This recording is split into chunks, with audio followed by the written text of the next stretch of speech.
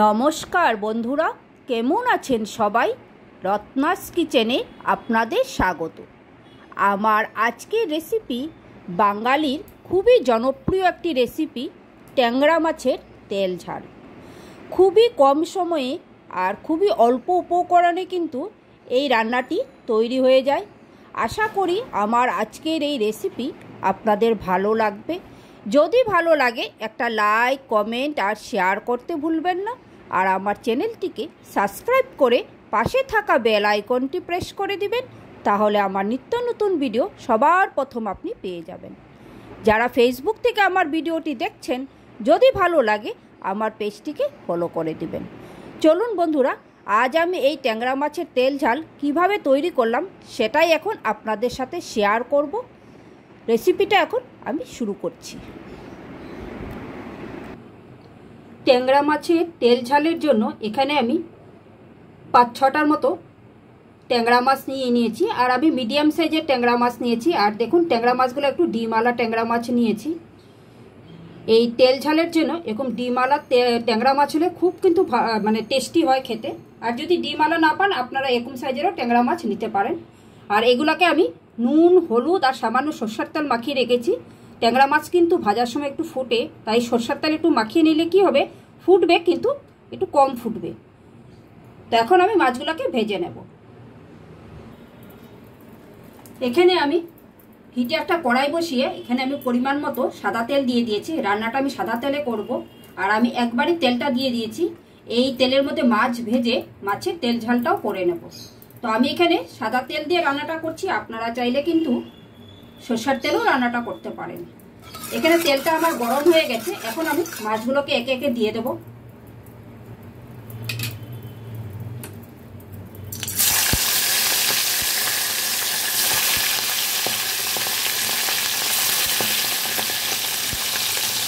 আমি একটু ঢাকা দিয়ে দেবো, কারণ মাছগুলো সিজবে তো। ঢাকা দিয়ে দিয়ে ভাজলে একটু সাবধান থাকাটা ভালো। তো মাছগুলোকে আমি এক পিঠ ভেজে তারপর অপর পিঠটা উল্টে দেব। একটা পিঠ ভাজা হয়ে গেছে, এখন আমি মাছগুলোকে একটু উল্টে দেবো।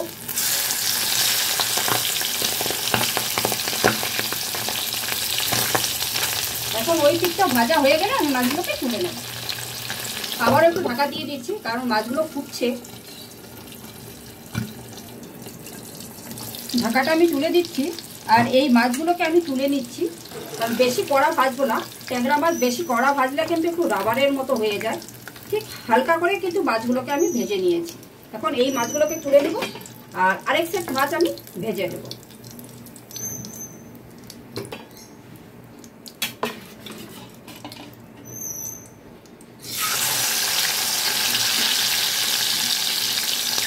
এই সেট মাছটাকেও আমি ভেজে তারপর ফিরে আসছি।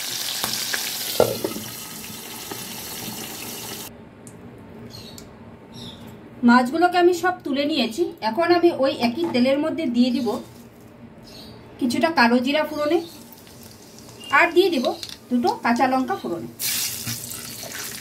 ফোড়নটাকে এখন আমি 2-3 সেকেন্ডের জন্য একটু ভালো করে ভেজে নেব, যাতে ফোড়ন থেকে একটা সুন্দর গন্ধ বেরোয়। আর এই মাছের তেল ঝালে কাঁচা লঙ্কা আর কালো জিরা ফোড়নটা দিলে ফ্লেভারটা কিন্তু খুব সুন্দর হয়।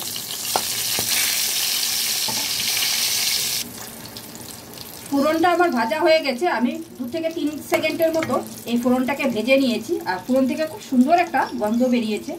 এখন আমি এর মধ্যে এড করে দিব, এখানে আমি মিক্সিতে একটা ছোট সাইজের টমেটো, 1/2 ইঞ্চির মতো আদা আর 3টে মতো কাঁচা লঙ্কাকে মিক্সিতে পেস্ট করে নিয়েছি। এই আদা, টমেটো আর কাঁচা লঙ্কা পেস্ট আমি এখন দিয়ে দেব। এখন আমি এই মশলাটাকে একটু ভালো করে কষিয়ে নেব, যাতে আদা আর টমেটোর কাঁচা গন্ধটা চলে যায়। এটা 2 মিনিটের মতো ভালো করে একটু কষিয়ে নেব।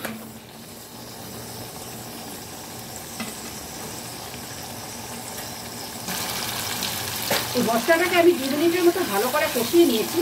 এখন আমি এর মধ্যে একে একে গুঁড়ো মশলাগুলো অ্যাড করে দেব। প্রথমে দিয়ে দেব স্বাদ অনুযায়ী লবণ,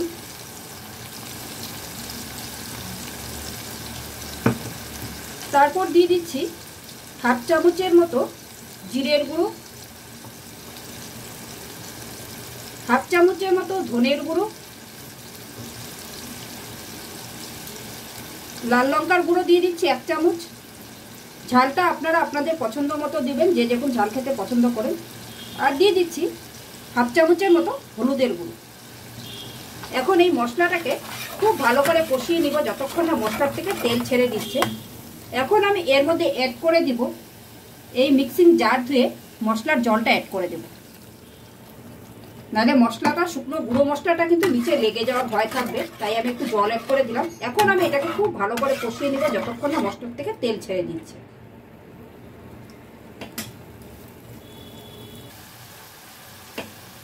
মশলাটা আমার খুব সুন্দর করে কষানো হয়ে গেছে দেখুন, আর মশলার থেকে কিন্তু তেলও ছেড়ে দিয়েছে। এই রান্নাটাতে একটু তেলের পরিমাণটা বেশি লাগে, যেহেতু এটা তেল ঝাল রান্না করা হচ্ছে। তো আমার মশলাটা খুব সুন্দর কষানো হয়ে গেছে। এখন আমি এর মধ্যে দিয়ে দিব গ্রেভির জন্য একটু জল। এটা কিন্তু খুব বেশি গ্রেভি হবে না, একটু মাখো মাখো গ্রেভি হবে। এখানে আমি অল্প করে জল অ্যাড করে দিলাম। এখন আমি ঝোলটাকে একটু ফুটতে দিব, আর এর মধ্যে দিয়ে দিব আমি 2টো চেরা কাঁচা লঙ্কা আর কিছুটা ফ্রেশ ধনেপাতা। এখন গ্রেভিটাকে একটু ফুটতে দেব।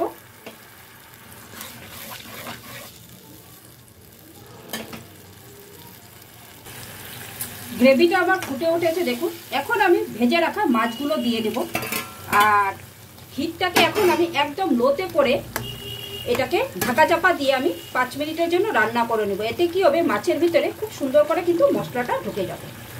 এখন আমি হিটটাকে একদম লো করে দেব, একদম লো করে দিয়েছি। এখন আমি একটা ঢাকা চাপা দিয়ে দিচ্ছি, দিয়ে এটাকে আমি 5 মিনিটের জন্য এইভাবে রান্না করব। এতে মাছের ভিতরে কিন্তু মশলাটা খুব সুন্দর ঢুকে যাবে।